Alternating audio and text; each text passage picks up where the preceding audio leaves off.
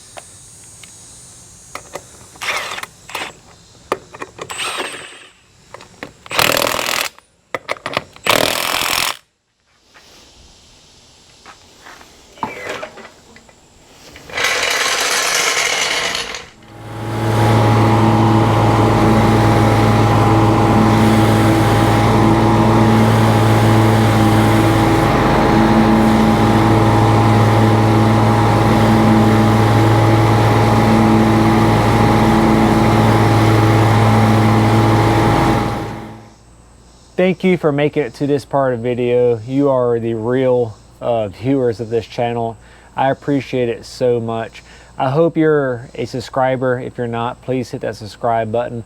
Please leave a like or dislike on this video, whichever way the video suited you. And if you can, please leave me a comment. I would greatly appreciate all feedback. I changed up this video a little bit. In this video I did less talking. I do realize that I ramble a lot, and so I try to just keep it to the basics of showing you how to change a tire in this video.